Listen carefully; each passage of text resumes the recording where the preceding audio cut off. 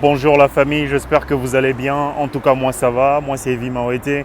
Très heureux de tomber sur vous encore une fois de plus dans cette nouvelle vidéo. J'ai préféré le faire pendant la nuit. Je ne sais pas si vous remarquez. Ah ouais, question de changer un tout petit peu de cadre aussi. Ça reste toujours intéressant. On s'y prend juste après l'intro. Let's go, c'est parti. Voilà la famille, ici je me suis décidé à faire cette vidéo un tout petit peu à la va-vite. C'est d'une manière générale pour répondre aux questions qui m'ont été posées concernant le footballeur jeune carrément, je ne dirais pas amateur, mais le footballeur africain qui ambitionne de venir poursuivre leur rêve, jouer et devenir professionnel ici en Russie. C'est une question, certes, qui m'a été posée par 5 personnes pour être précis.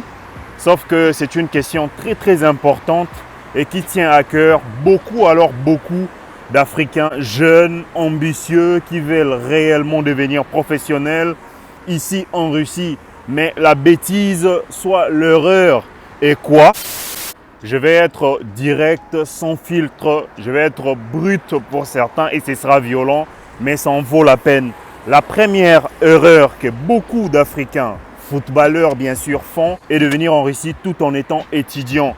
À savoir, vous atterrissez en Russie pour les études, vous avez un visa d'études.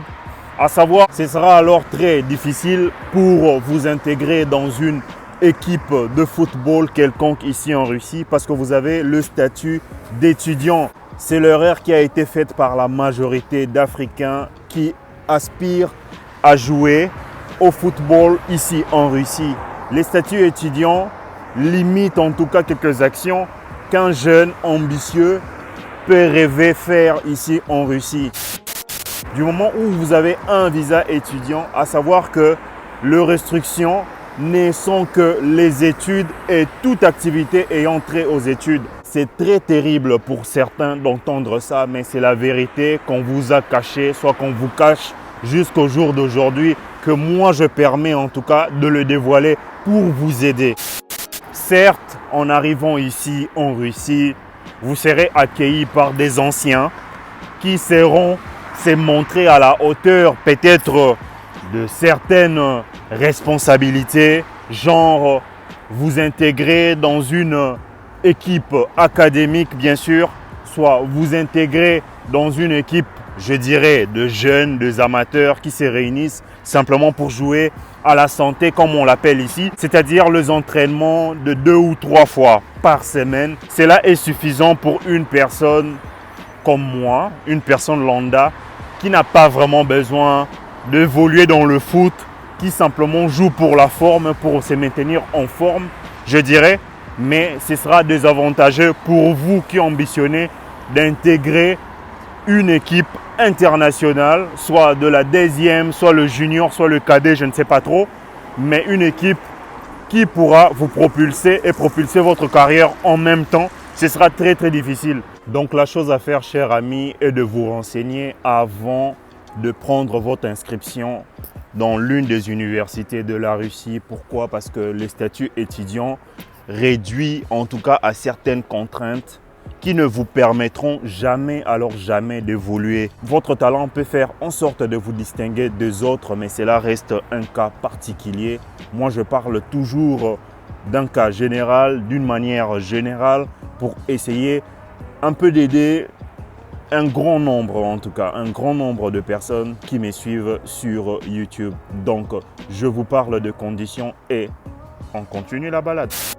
Alors la famille, ce qui serait sage de votre part est de trouver déjà, en étant en Afrique, un centre de formation, soit une école de foot, comme on le dit souvent. Pourquoi? Parce que ici en Russie, il y a plein d'universités qui encadrent le jeune sportif.